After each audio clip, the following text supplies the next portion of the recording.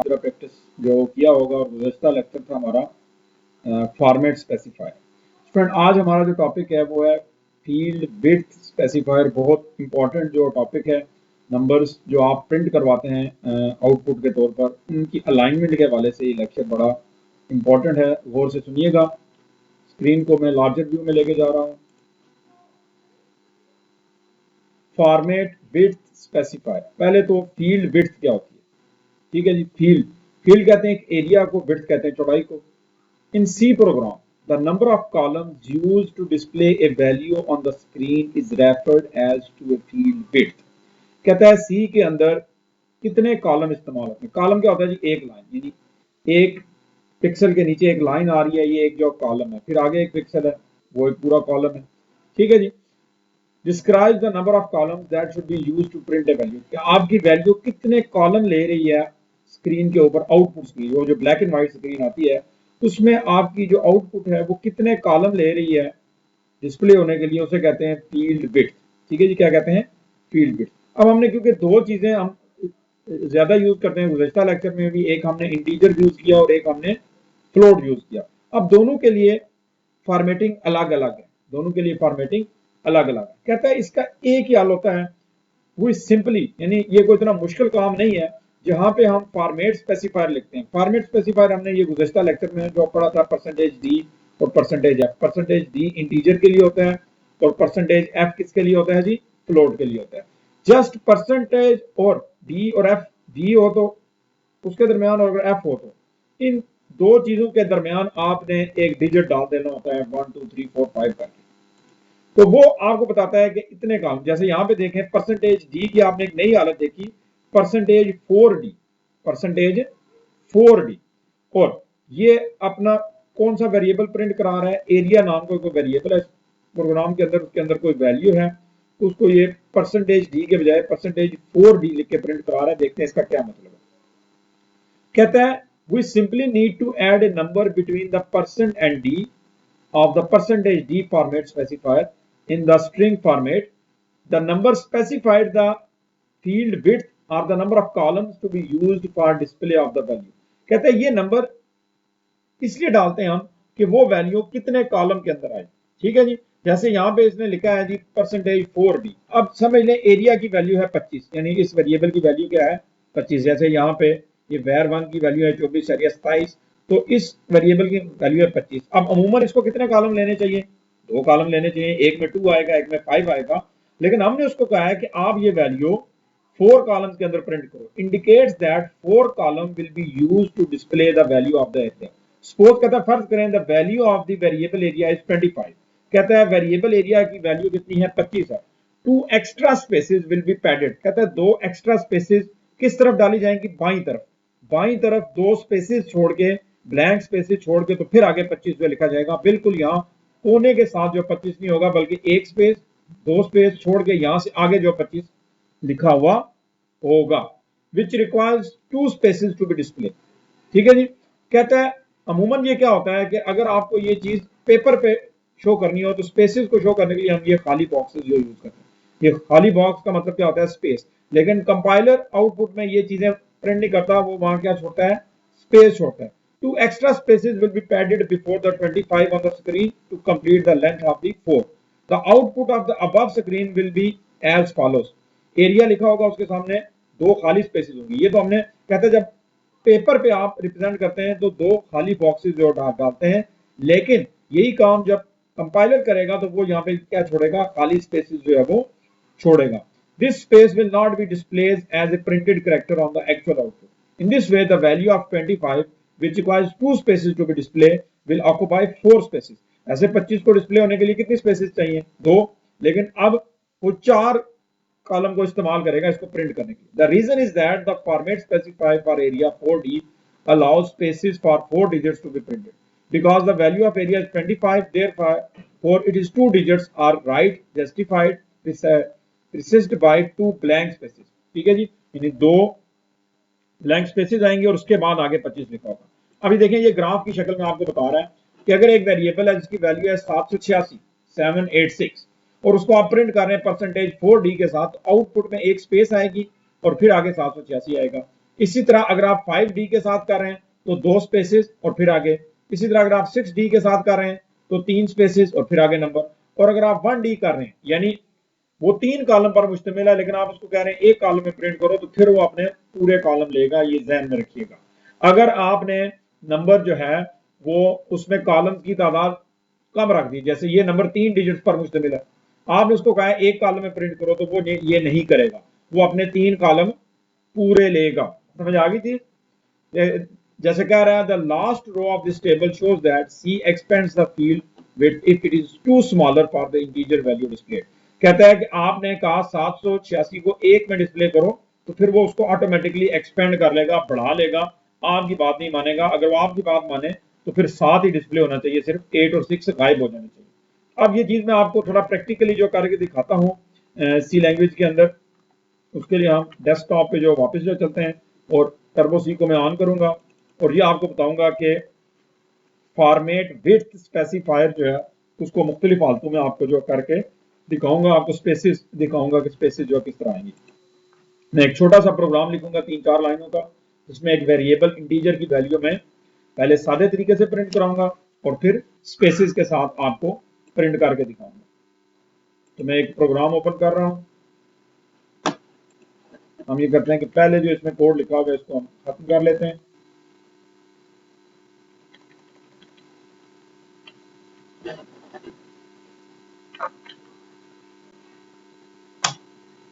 ठीक है जी।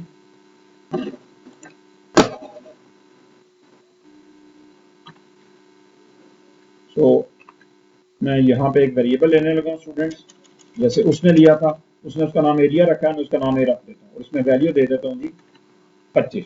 हमने एक इंटीजर वेरिएबल लिया और उसकी वैल्यू क्या रखी है 25। अब इसको मैं 4 मुख्तलिफ फालतू में आपको प्रिंट करके दिखाऊंगा। ERINTF, ये हमें पता है आउटपुट फंक्शन होता है।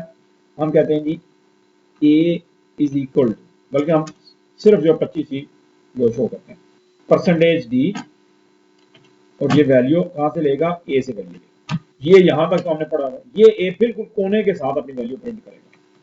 अगले में इसको मैं क्या कर देता हूं, परसेंटेज 4D, ये क्या करेगा, 4 स्पेसिस में से 2 स्पेसिस होंगी और 2 वैल्यूज आएंगी। ठीक है जी। इसी तरह एक और मैं करता हूं, परसेंटेज 6D, 4 खाली स्पेसिस आएंगी और उसके बाद 2 के अंदर क्या आएगा, जो उसकी वैल्यू है वो आएगी। \n लगा देता हूं ताकि ये एक ही लाइन में ये वैल्यू ना आए, ऊपर नीचे आए, ताकि आपको उनका फर्क भी मालूम।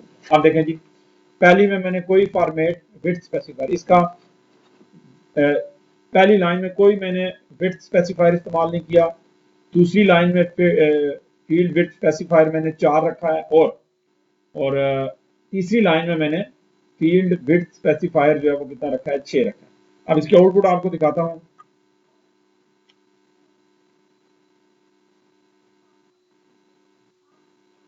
सो स्टूडेंट ये गौर से देखें कि 25 जो है जिसको हमने परसेंटेज डी के साथ प्रिंट किया पहली लाइन, वो बिल्कुल कॉर्नर के साथ आ रहा है।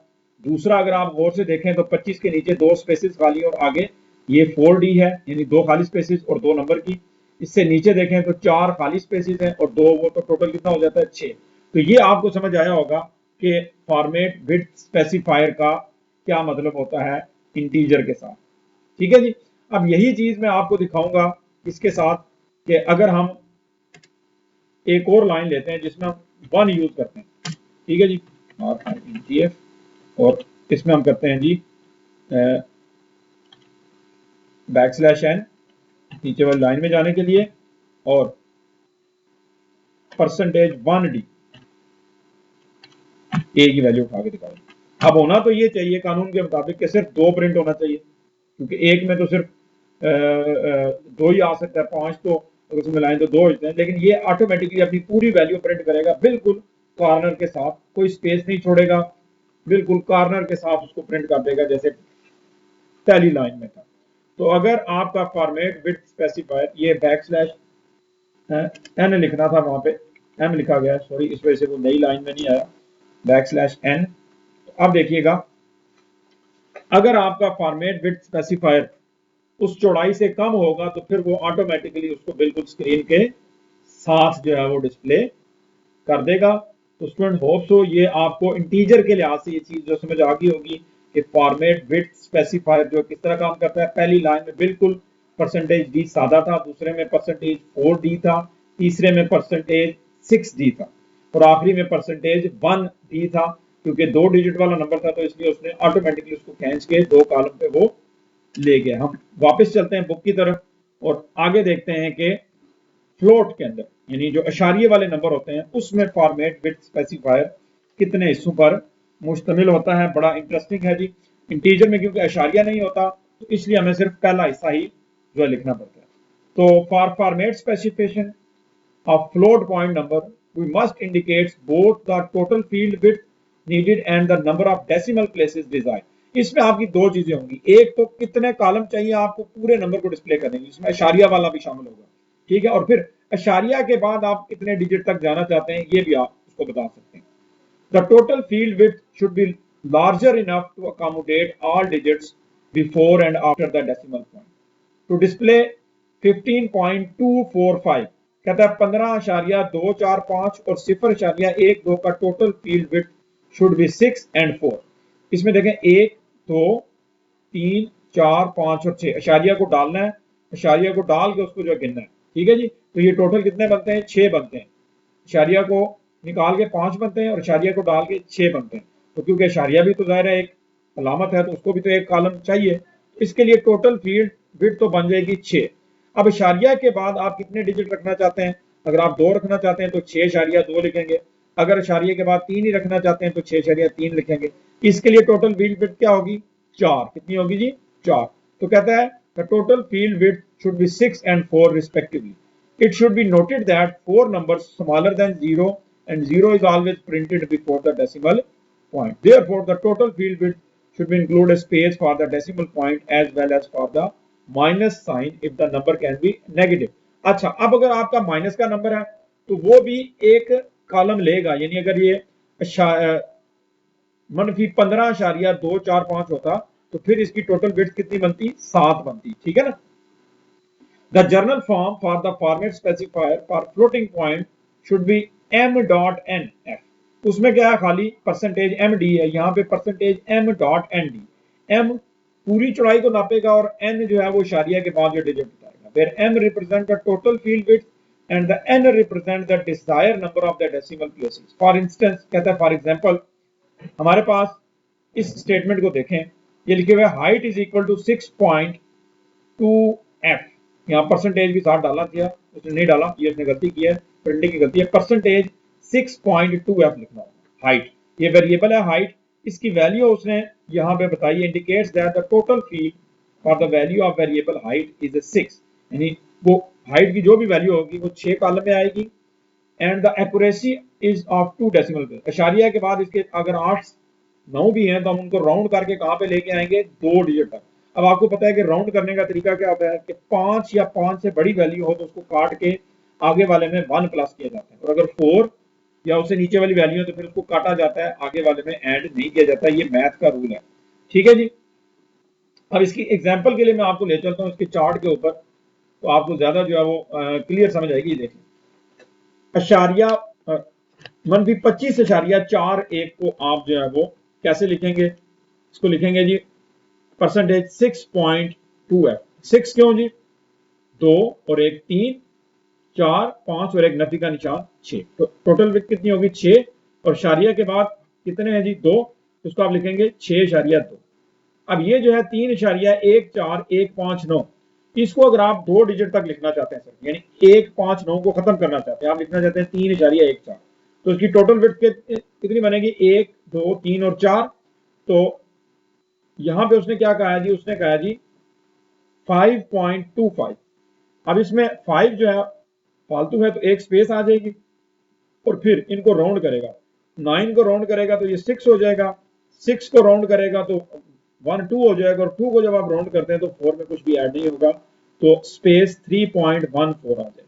तो ये इसकी मुख्तलिफ हालतें हैं स्टूडेंट्स जिनकी, अब ये देख लें, इसको उसने इशारिया के बाद उसको सिर्फ 2 डिजिट जो चाहिए, तो ये वो क्या करेगा 4.2, ठीक है जी। 2 ये, 1 इशारिया और 1 आगे सिफर भी आएगा, तो ये टोटल 4 हो जाएंगे।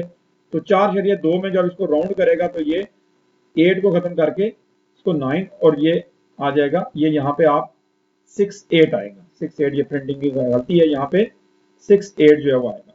अब इसकी मिसालें भी आपको जो करके मैं समझा देता हूँ। टर्बो सी के अंदर हम चलते हैं और वहां पे देखते हैं कि हम अशारिया वाले को किस तरह प्रिंट करवाएंगे।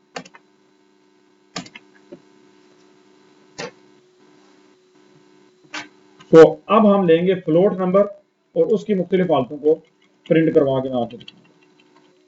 अब इंटीजर के बजाय हम क्या कर देंगे, फ्लोट कर देंगे, और फ्लोट की वेरिएबल का नाम यही रखता हूं, जबकि इसकी वैल्यू में कर देता हूं जी 25,123, सॉरी 25,163।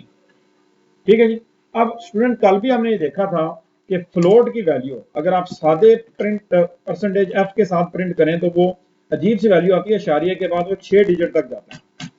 ठीक है जी, अशारिया के बाद उसकी एक्यूरेसी जो कहां तक जाती है, 6 डिजिट तक जाती है। देखिएगा मैं आपको भी जो प्रिंट जो करके दिखाता हूं, हमने तो अशारिया के बाद सिर्फ 4 लिखे हैं, लेकिन आगे 2 सिफरे लगा के तो कहां तक जाएगा, 6 डिजिट तक जाएगा अगर आप सादा परसेंटेज एफ लगाते हैं। ये देखें 6 और देख लें आगे उसने 2 एक्स्ट्रा, हमारा जो नंबर था वो 25,163 था। ठीक है, लेकिन 0-1 उसने खुद ही साथ जो नती करके 6 डिजिट तक पूरा कर। अब आपको कहा जाता है कि अगर आपको कहा जाता है कि आप आएंगी 2 डिजिट तक, इसको राउंड करें 2 डिजिट तक, उसके लिए आप क्या लिखेंगे, print F format bit specifier. ठीक है जी, तो परसेंटेज, अब पहले ये गिन लें कि आपके डिजिट कितने बनेंगे, 1 2 अशारिया डाल के 3 फिर 4 और फिर 5, यानी आपने उसको कहना है कि 5 कॉलम दो, 5 कॉलम के अंदर इसको पूरा करो और अशारिया के बाद कितने डिजिट तक आओ, 2 डिजिट तक। तो एफ डालेंगे और अब ये वैल्यू कहां से उठाएगा, ए से उठाएगा। अब देखिएगा बड़ा वाजिया फर्क होगा, मैं \n लगा देता हूं ताकि वो नीचे वाली लाइन में प्रिंट करे। उसी वैल्यू को अशारिया के बाद में 2 डिजिट तक राउंड कर दूंगा। ये देखें 2 डिजिट तक राउंड होगी। अब मैं इस तरफ 4 स्पेसिस जो छोड़ूंगा, ये देखिएगा, अब मैं स्क्रीन के साथ 4 स्पेसिस जो छोड़ूंगा, प्रिंट एफ परसेंटेज \n, 5 में 4 डालें तो कितने हो जाते हैं, 9 हो जाते हैं। मैं कहता हूं टोटल 9 कॉलम आपने इस्तेमाल करने हैं इस नंबर को, और अशारिया के बाद हमें कहां तक जाना है, 2 डिजिट तक जाना है। ठीक है, अशारिया के बाद 2 डिजिट तक आपने जो है वो जाना है। ये एफ डाल दिया और अब मैं इसको ए करता हूं तो एक नई हालत आपके सामने आएगी फॉर्मेट बिट स्पेसिफायर के जरिए। इसको जरा गौर से देखिएगा,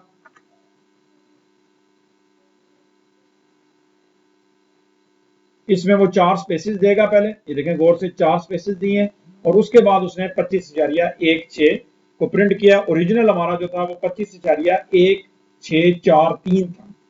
ठीक है जी, सो ये था जी स्टूडेंट आज का practical format bit specifier integer का और format bit specifier float point number का। होप सो आपको ये टॉपिक अच्छी तरह जो है वो समझ आ गया होगा। किसी भी किस्म का आपका कोई क्वेश्चन है तो वो आप कमेंट्स में एज यूजुअल ड्रॉप कर सकते हैं, या जो हमने व्हाट्सएप ग्रुप बनाया हुआ है वहां पे भी आप क्वेश्चन जो है वो रेज कर सकते हैं। और बाकी जिन स्टूडेंट्स ने अभी तक, जो खासकर जो मेरे स्टूडेंट्स हैं जिन्होंने चैनल अभी सब्सक्राइब नहीं किया, वो सब्सक्राइब कर लें ताकि इम्तहानात आगे नज़दीक हैं और गुज़श्ता लेक्चर जो आपके मिस हो गए हैं या आप दोबारा सुनना चाहते हैं तो आप वीडियो लेक्चर्स वहाँ पे मौजूद हैं वो आप जो है सुन सकें, क्योंकि बार बार लेक्चर चैनल को तलाश करना भी जो मुश्किल होता है।